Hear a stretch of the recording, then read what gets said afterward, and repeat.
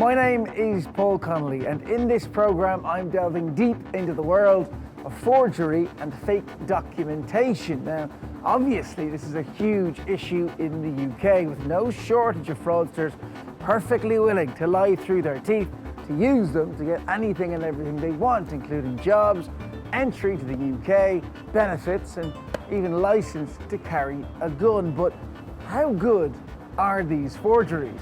How much do they cost? And most importantly, exactly who is it that's making them? What about if it's someone that you know is actively involved in violence, a hitman, a murderer? Because these people do use these types of documents. Mm-hmm.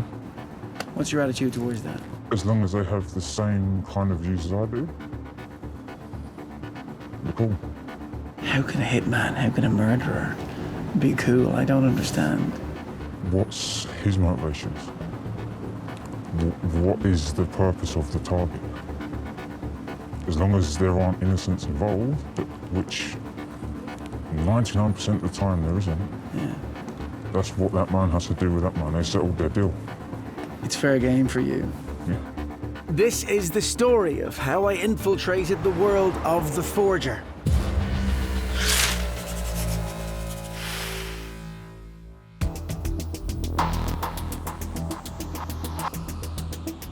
It is estimated that there is in the region of 20 million fake identities in use in the UK, and hidden in amongst them are criminals using those IDs, those fake identities, to commit crime of all kinds, fraud included of course, and generally try to get away with it. Now, these forged documents obviously look authentic, look legit, so they can, and they do, fool the authorities. And the forgeries don't stop with passports and ID. Nowhere to look, and you can get anything from utility bills to a P45. In fact, just about any document a fraudster could want is lurking a few clicks away on the dark web, a version of the internet that allows the user not to be traced.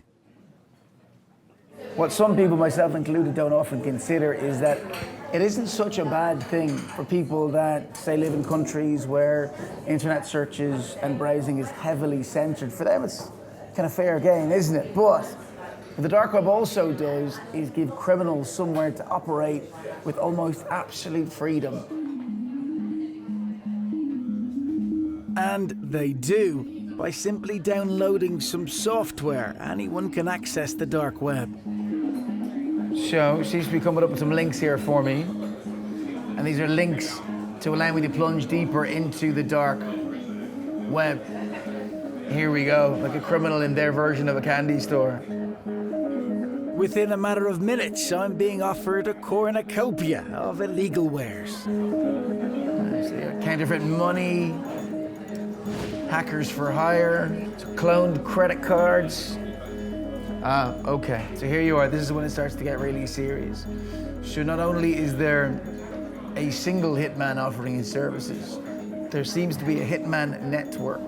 Guns, human organs, God knows where they got those from. Even drugs can be bought here. And there's a huge amount of sites and resources that allow you to do that. All right, well, here we go, passports. So that's what I'm after, that's what I'm looking for. And they are all over the place. Plenty of them here to choose from. An original UK passport with info, pictures, 50% of the final price you pay up front. And the final price is £1,000 for a genuine UK passport. I mean, that's incredible. That's incredible. So it's probably not a great surprise that more and more fake passports are being used by people trying to get in and out of the UK. Latest figures show that there was a 70% increase in the number seized. So are these IDs worth the paper they're printed on? How many documents, how many forgeries will you see coming into you, say, in a year? Last year we saw 2,500 roughly, but that's only the documents seen at this unit, so there are other documents picked up by another government agency, so we see a small proportion of them. Who is it that tend to use these type of documents? What's the profile of the person that tries this? There's a great wide variety in people who use false documents. So it can be British people who are trying to do financial fraud, people trying to circumnavigate a visa regime, or people trying to pretend to be European Union nationals and bring in family members. In terms of who it is that's producing these documents, does it go as far as organised criminal gangs? Yeah, there are organised crime groups producing high-level forgeries, and they then have a sophisticated network for distributing those forgeries as well. And if I was ever in any doubt about the scale and reach of these scammers, I'm not now. We've got some French passports here. Yeah. Opening it up. Well, this one has a nice holographic laminate. It's got nice pale-coloured print. Lots of security features here, printed, perforated serial number through. Yeah. A machine readable zone at the bottom.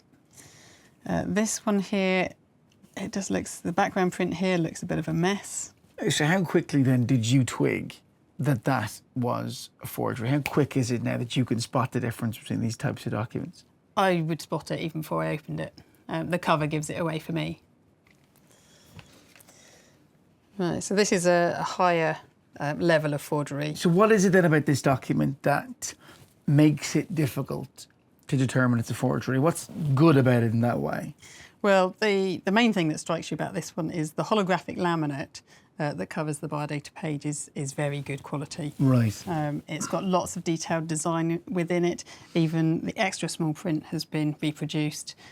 So it would take even a trained person some time to examine this to determine whether it's genuine or not. One of the trickier parts is on this end paper, we're supposed to have raised print, and they have actually reproduced that raised feel. You can hear my fingernail running across it. Yeah. It is actually raised. It's clear that these sophisticated forgeries are now being produced on an industrial scale. Everything in this box was seized in one forgery factory. On top, we've got blank UK visas, and these ones obviously just come off the printer. There were also packets of them all cut down, ready to go out to be distributed. We've got British passports, Belgian, Finnish, Portuguese, Italian, Slovenian. I think there's some French in there somewhere as well. If I was to have bought one of these passports from one of these dealers before it got to you and I tried to, get into or out of Britain, but got caught, what happens to me? You'd be prosecuted by the police and you go through the court system and standard sentence in this area for false passport offences is about 6 months in prison. It's a serious offence. Coming up, on the hunt for a forger. Andrew Downs was responsible for making anything from a clean criminal record check to certificates for people who wanted to handle firearms. And I tracked down a forger prepared to fake any document that I want. I can put any number in that I like. My name is Paul Connolly, and in this programme I'm investigating the world of the fake and forged documents. To the criminal underworld, these are the keys to the safe, allowing them to operate. And in the last series, I rented some real ID from a European crime gang. How have you managed to get your hands on these? I have a connection, who has a connection in Romania with the gang, and they use their connections to help some people to come to UK. The types of people then, Dan, or maybe the types of criminal that come to you looking to rent these IDs, who are they and why do they need it? I don't care, mate. The ID belonged to a 25-year-old Romanian called Nikolai, and it wasn't questioned in 5 high street banks. Yeah, that's fine. We can use these too. Thank you. This time I want to find a forger who actually makes up these documents themselves, and I want to ask them if they've any idea of how their forgeries are used and whether they even care. Because I know that even though they'll claim this is a victimless crime, it's anything but, as Wendy knows only too well. Start me off, start to finish. exactly what happened. Well, for a long time, Andy and I, that's my husband, had wanted to buy a motorhome. Okay. And we've got 4 boys. I know. And we thought, it'd be great to have a vehicle that we could go away and have some holidays in and take the boys away on holiday and do some great stuff as a family. Sure. And I know for many people that's a great dream to do that. So we'd saved up a pot of money, about £8,000. Okay. We found a fantastic motorhome on eBay that was exactly right for our budget, and it was just the model that we were looking for. So I contacted the seller and I made them an offer. And very quickly they accepted the offer. So I was, cock a hoop. I was delighted. Yeah. We got really excited about it. Yeah. And did they put you under pressure? Did they say something like, if you don't transfer for the money today? Absolutely. Yeah. An hour or two later, I got an email saying, if you want to secure this motorhome, you need to give us the money within the next 24 hours because we've had lots of other offers. So I emailed them and I said, yes, absolutely fine. We'll do it through eBay. At which point I got an email saying, please use a secure escrow system. So I thought, that's even better, an escrow account, because that keeps the money safe. It means that we can go and view the motorhome and make sure we're happy with it. And only when we're happy with it can we effectively transfer the money. Everything seemed so incredibly genuine about this motorhome. Then Monday morning came and we started to converse with the seller about when we could come and pick up the motorhome. And all that happened was they kept delaying. Oh, you can't come tomorrow because such and such is happening. Oh, no, sorry, the next day we're really busy, we're not going to be available. And by about the Wednesday, I had a terrible feeling about this. And the money, to all intents and purposes, had gone. So how did you feel when you realised what had happened? Oh, I just felt so stupid. I felt like such an idiot for doing what I would have advised other people not to do, to be careful online. It feels incredible that one human being would treat another human being like this, that they thought nothing of my pain in losing that money. Eventually, the police came back to me and said they found out some information that showed that the criminals had opened the account using fake ID.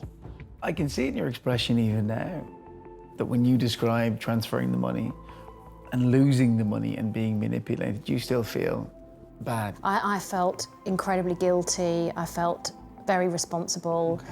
I thought I'd thrown away this big pot of money. I felt I'd let my family down. Yeah. I just felt so utterly disappointed that this wasn't going to be the dream that we'd hoped it to be. When Wendy couldn't get her money back from the bank, she turned to an online vigilante who's been busy taking on both the banks and the scammers.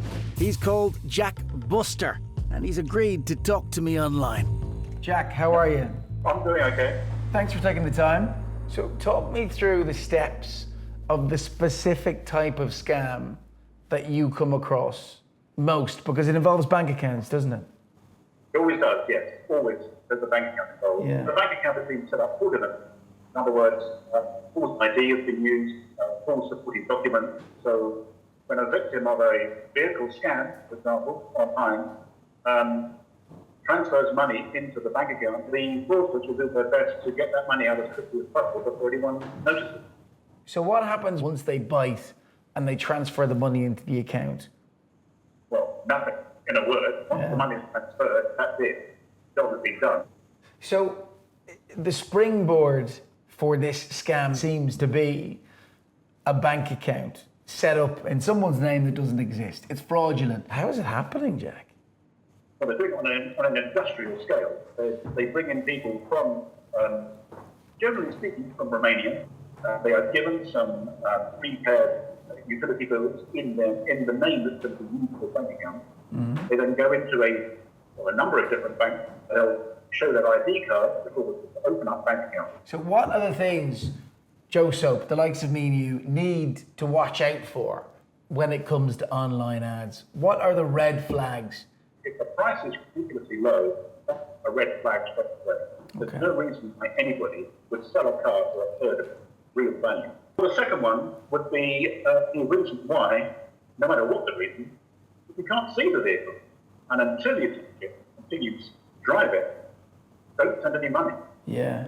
Another one, again, it's dead simple. If you can't talk to the seller, walk away. There's something wrong. Alarm bells. Yeah. What kind of money is in it for fraudsters who set up these operations?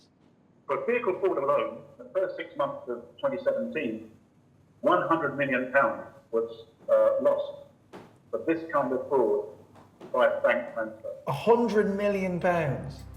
In 6 months. It's made me even more determined to meet someone creating these documents. But whilst my contacts try and set up a meet, I want to look at an investigation into fake documents which revealed the scale of the problem. It started in 2013 with a tip-off to Simon May at the Maritime and Coast Guard Agency.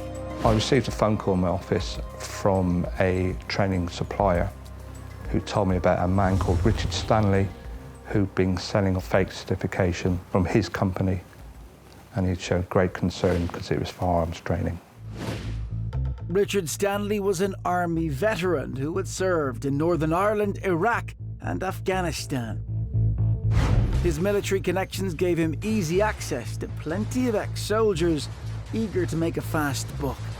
A lot of military guys were offered carrots to leave the military and work as private security guards on vessels travelling through the Gulf of Aden off Somalia. And some of these carrots were $1,000 a day or more. Simon contacted DS Joanne Ferguson at the City of London Police. We received a report from the Maritime and Coast Guard Agency that a number of ex-servicemen were attempting to gain employment working on ships going into high piracy areas. The issue with that was that they needed to be fully qualified in order to do that, and the suspicion that we faced was that they were using fake certificates to get that employment. And they weren't getting just any old jobs. Stanley was selling forged documents, including fake firearm certificates, and these allowed people to work as armed guards protecting ships which were travelling off the coast of East Africa from piracy. It's good money, tax-free. You get flown to and from the areas, and you could work back to back. You could do it from one ship to another because the demand was so high. Now, being an armed guard working off the coast of Somalia is a dangerous enough job at the best of times. But these fake certificates meant there was no guarantee anyone was properly trained. They may know how to use a firearm, but they don't meet the right standard, and that means they put everybody on that ship at risk. It poses a massive risk. Enough of one to get Joanne and her team digging. The first thing we did was speak to the training organisations responsible for issuing the certificates, and we asked them to examine the certificates to see if they were genuine articles. And once they confirmed that they weren't, our next line of investigation was to find out who was selling these and where they were coming from. The investigation led Joanne and the team to Stanley's bank accounts, where they found a series of payments to an unemployed graphic designer called Andrew Downs. Police raided Downs' house and found nearly 300 fake certificates. At this point, we found that this fraud was huge, and there are several hundred people that have been customers. Even more worrying were the types of forgeries he was making. Andrew Downs was responsible for making a whole range of certificates, anything from a clean criminal record check, which obviously is very serious. He also supplied certificates for people who wanted to handle firearms. A whole range, anything people wanted, Mr Downs was prepared to make. I was really concerned for public safety. The whole team were concerned, and we decided that this had to take a top priority, and that we had to pursue criminal charges against all the people that were buying the certificates for these purposes and the people supplying them. In 2.5 years, Stanley had raked in £62,000 and paid forger Downs nearly £11,000. Andrew Downs had no consideration for the way in which these documents would be used and the seriousness. He didn't care about the harm to society. He didn't care about the harm he caused when he supplied clean police checks when he supplied certificates that somebody's qualified to hold a firearm and guard a vessel through high piracy areas. He cared about obtaining a profit and making money from his crime. Downs and Stanley both pleaded guilty to selling and making fake documents. They were each sentenced to 2 years in prison. The implications of what Richard Stanley was doing is immense. People who are carrying firearms are not qualified, work in that sort of industry. The dangers are unprecedented. We won't sit back and allow the supply of this type of material on the market. So we're happy that we were able to stop the supply and prevent people from gaining employment that they're not qualified for.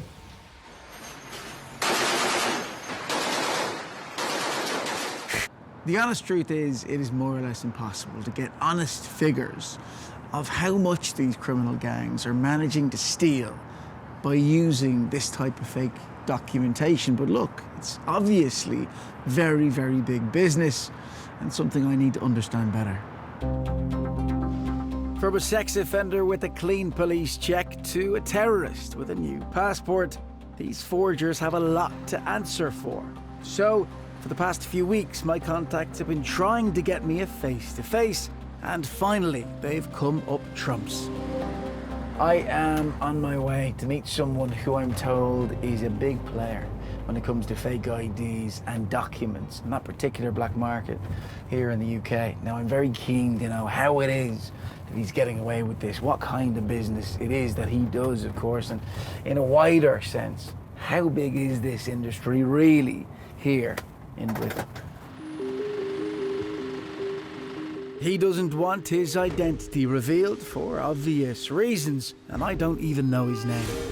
The truth about this meeting today is that I know very little about the bloke that I'm about to meet. All my contact has told me is that he's at the top of his game when it comes to forging documents in that whole area of the black market. He's a little late, as they always seem to be. But finally, he does show up. How are we doing? All right. Thanks for doing this. No problem. So what do I call you? You can call me Darknet. Call you Darknet. Mm-hmm. All right, Darknet. What is it that you specialise in? Passports, whatever you need, really. A passport for me. What other documents then do people come to you for? Driving licenses, utility bills. What's the cost to you? How much does it cost to go down the shop and print off a piece of paper? But it's just my time you're paid for, really. Why do you do this when there are so many things that, by the sounds of it, using the skills that you have, you could do? Why this? It's easy. I could teach you to do it. It's easy money.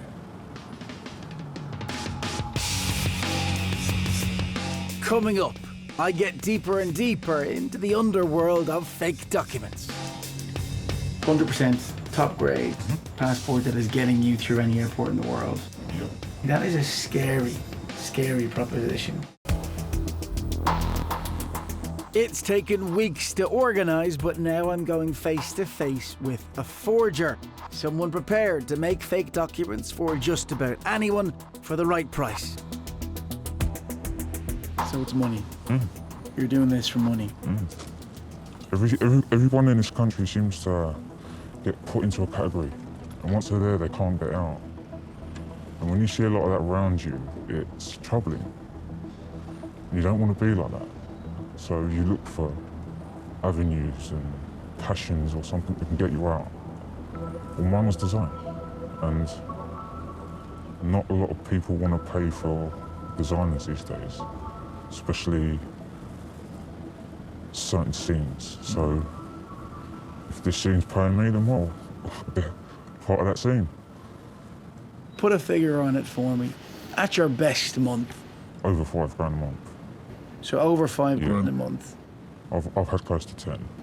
Okay, so somewhere between 60 and 120 grand a year. You can do more. How big is this? Billions a year. Basically. Is there sort of a dark web as such of people like you? It's not a dark web, it's just kind of like a private Facebook group that's not on Facebook. 1 or 2 words may go out, but it's just all code. So if the authorities were ever to come looking and found this forum of yours, Fine. it's code. It's undecipherable. Is that what you're telling me? Yes. Have you ever been caught? No. And how long have you been doing this? About 10, 11 years. So you're not worried about getting caught? There's nothing that can get me caught. If you've got the evidence to hold them, great. Try and find the evidence for me. So how do you feel yourself knowing that people could be committing crimes using the documents that you supply them with because you've enabled them to do it? The way I see it is I'm a designer. It's up to them what they want to do with it afterwards. There's times where you have your moments, but I mean, something just crack on. Well, tell me about that then. If you do have moments, if there are times when, you know, your conscience is playing up and it does start to bother you, why? If you can tell me honestly, what is it that might... Well, some people come at you and you can just see it in them that they want to cause a lot of trouble, anger, whatever. But, I don't know, you just put and bear it. It's the money, I suppose, isn't it? So. But what about if it's someone that you know is actively involved in violence, a hitman, a murderer? Because these people do use these types of documents. What's your attitude towards that? As long as they have the same kind of views as I do, they're cool. How can a hitman, how can a murderer be cool? I don't understand. What's his motivations?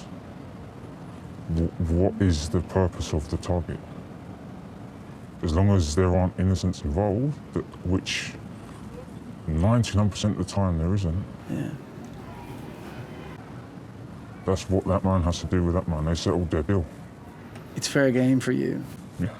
So are you saying that if you keep it within the underworld as such, if you keep it criminal on criminal, gang on gang, wasn't that kind of thing you're happy to help and facilitate? Yeah.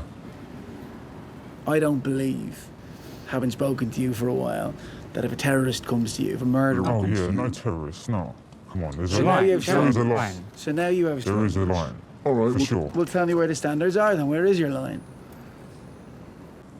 I ain't fucking with no terrorists. Simple as.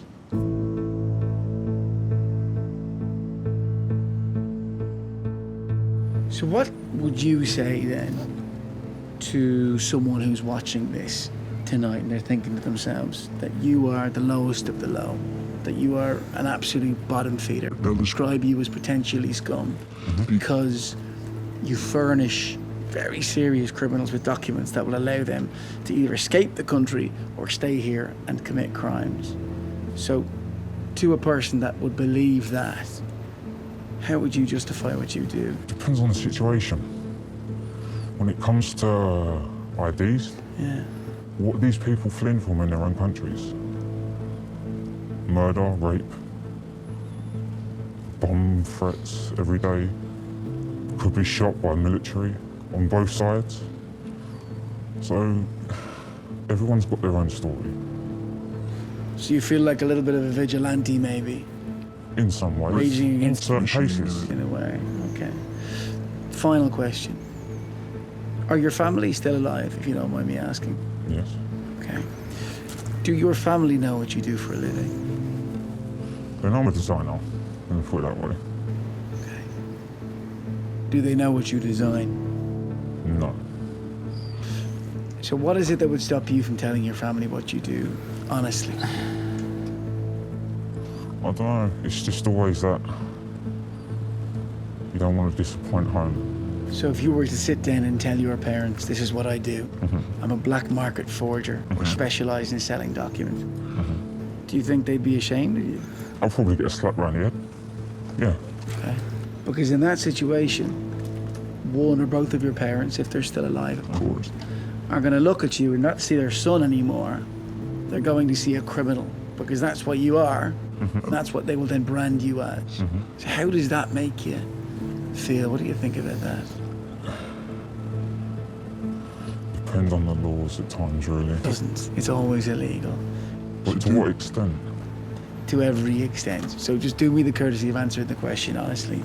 If you sit down with one or both of your parents and they see you they're not going to see their son. They're going to see a criminal.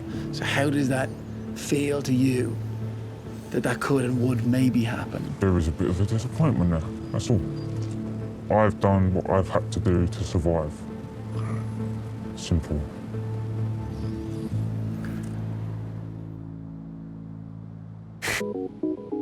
As Darknet shows me later, forgery is very sophisticated fraud, unlike many benefit scams that rely more on opportunity than skill.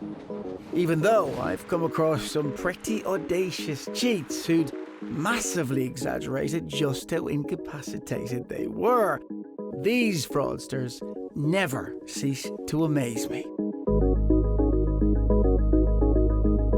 Take 50-year-old Rona Vesey, who told the Department of Works and Pensions she was virtually unable to walk because of her bad leg. She couldn't, she claimed, even carry her shopping. Vesey was receiving around £550 a month in benefits to help her when the DWP received a tip-off that she was more able than she let on.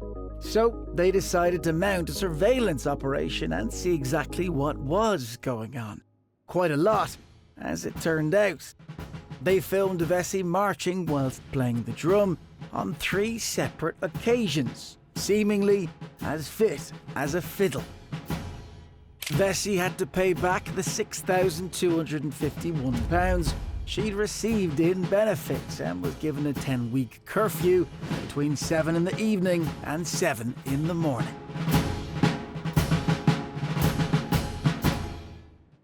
One of the most bizarre benefits fraud stories I've seen, though, was the story of Emma Bent, who, despite earning big bucks through her pet cremation company in Derbyshire, was committing benefit fraud on a huge scale. She only came on the radar of the DWP following a completely unrelated investigation by the Environment Agency because Bent was charging vets for disposing of dead pets. But rather than cremating them, she dumped them in hedgerows by the side of the road. The veterinary surgeon involved in this was able to identify that they had passed the deceased pets to Emma Bent. You can imagine that it was fairly distressing for the pet owners to be confronted with information that their pets had just been found in hedgerows. Turned out that was not the only illegal activity that was going on. The prosecution discovered she was a prolific benefit fraudster, claiming income and housing benefit, whilst at the same time earning a fortune. We'd found that Peak Pet Cremations had made in the region of £90,000. She had purchased a house in 2004 from her own money without having to borrow any mortgage, but she'd put it into her mother's name. Last series, I reported that Bent was given a 2.5-year sentence for swindling the council and DWP out of more than 90 grand over an 8-year period. She's now out of prison, but, and here's the rub, she's had to go back to court where she was ordered to pay the outstanding £75,000 she'd swindled and given the choice: cough up the cash in 3 months or go back to prison. As they say, crime doesn't pay. Still to come. On the trail of the gang that scammed its elderly victims out of hundreds of thousands of pounds. Mr Bates paid in excess of £650,000 for works completed on his home address.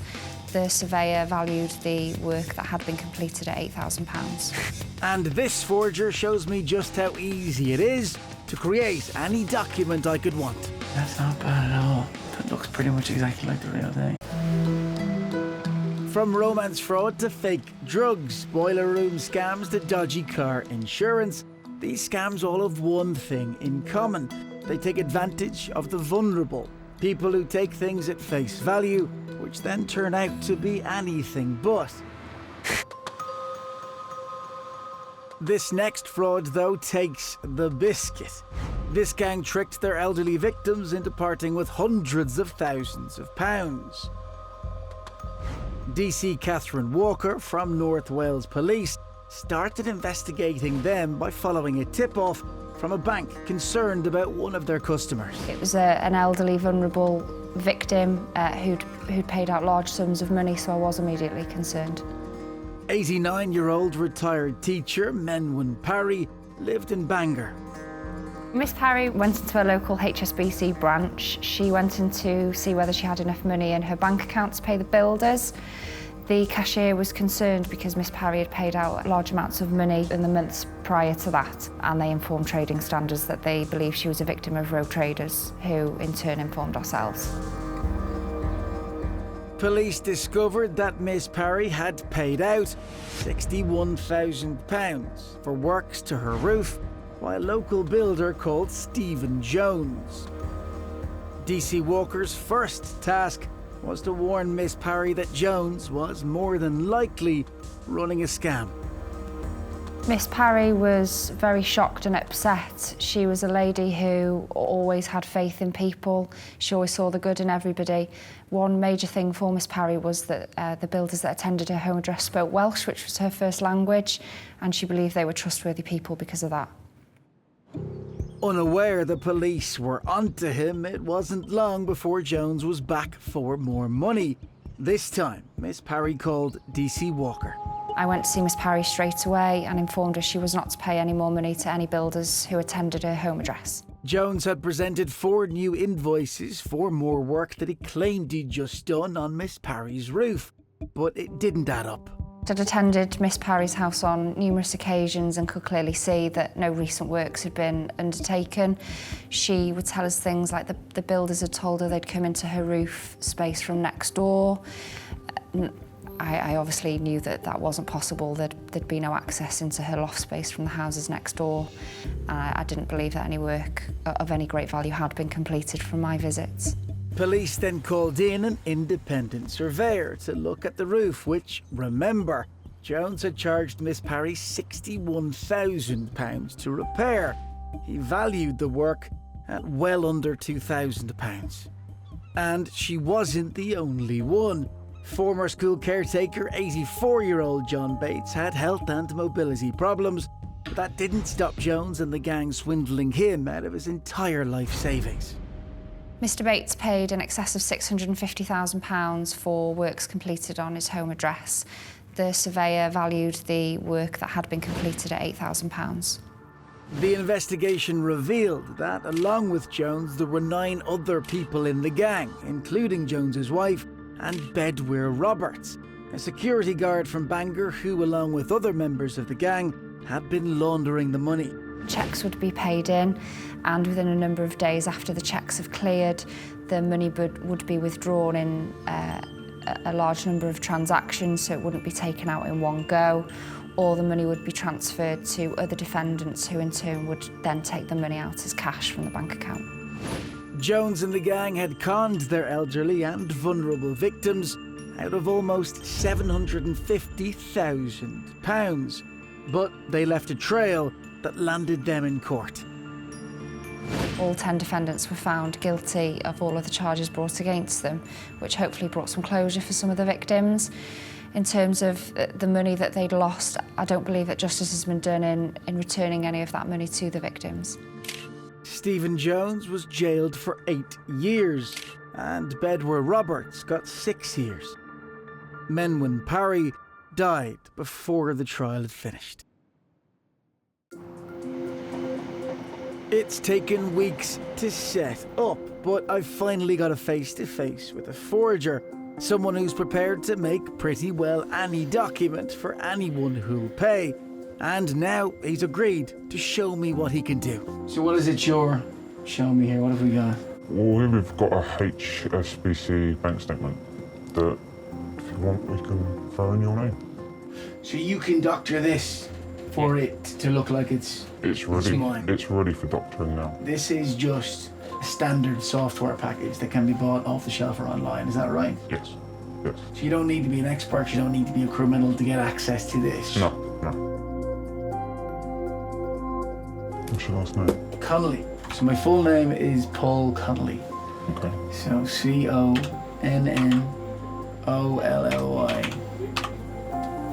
So let's make up an address of some description. 1, The Lane, London Drive, W16 or something like that. So how would you then line that up to make it look as if it's the real deal, as if it's an official document that was sent to me?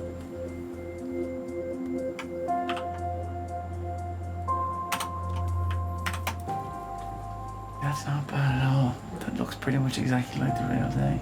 And that took you all of about 30 seconds, didn't it? Yeah. Amounts here for 5 and 50. Okay. Well, we just said it goes straight out. I can put any number in that I like. If I was applying though for a mortgage and they were looking for proof of earnings, I could get one of these documents off you. Yeah. Put in any amount that I wanted, and you could make it look legit. Yeah, of course. Okay. The security measures don't seem to be a deterrent. So what are the safeguards, the tripwires essentially that banks and other institutions and organizations will put in these documents to try and stop forgers like you? Well, occasionally, for instance, you have these. You have these.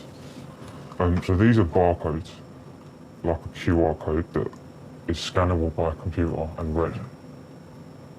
This is as you can see, it's just a couple of boxes, pixel boxes. Most of it's the same. This stuff is easily copyable. These aren't obstacles. No. So if I handed you 150 quid now this second, how long would it take you to finish this for me? Give me about 15 minutes in the printer. If that, and that's from scratch on this. 15 minutes. So you can just buy this online, or do you have contacts to get this? It would be a contact thing just to be safe. Yeah. So can you show me the document template that you would work from for like a passport? Can you show me how to do that now? Sure. All right. So we take your photo.